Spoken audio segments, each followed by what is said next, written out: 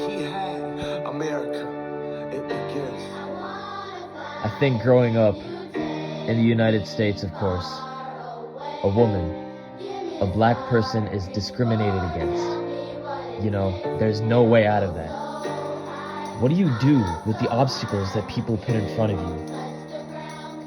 You can buy into them, or you can give the obstacles back to that person.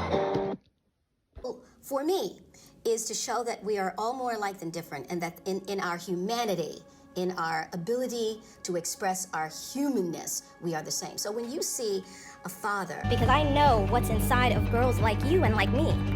I know how hard we'll fight for our families, how deeply we care about our communities, how much of a difference we can make for those around us. Black women are sometimes ostracized by society.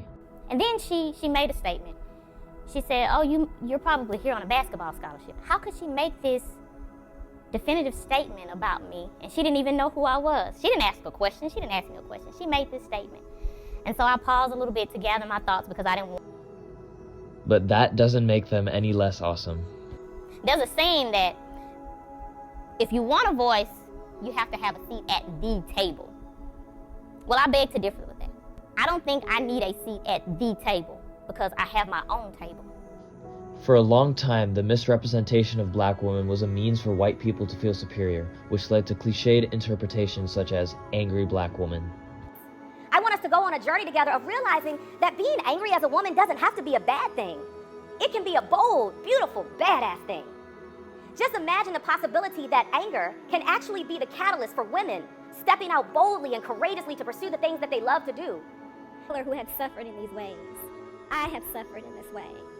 But I decided that I would never let another person's feelings about me, my race, or my gender determine who I was going to be. I am a vibrant human being.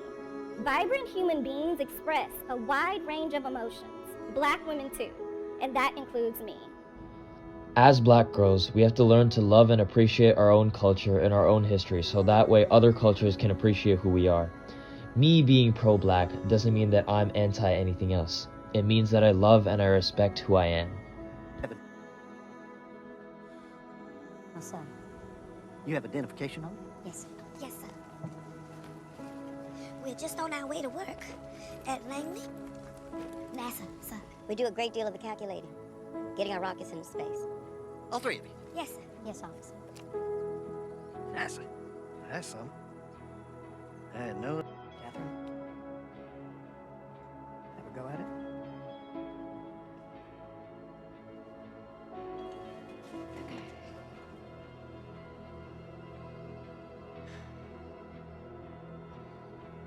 The goal point for re-entry is 2,990 miles from where we want Colonel Glenn to land.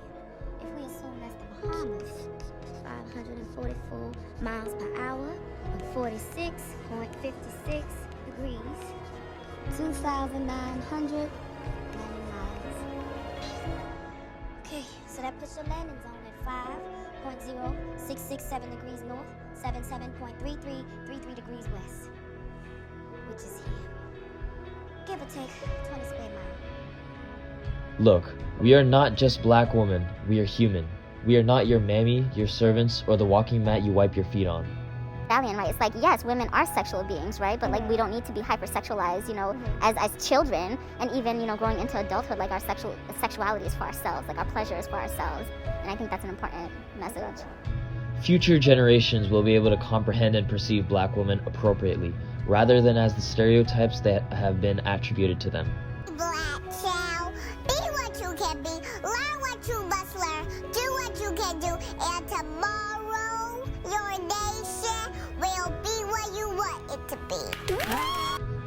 I would try to make him know that just as American history is longer, larger, more various, more beautiful, and more terrible than anything anyone has ever said about it, so is the world larger, more daring, more beautiful, and more terrible, but principally larger, and that it belongs to him, James Baldwin.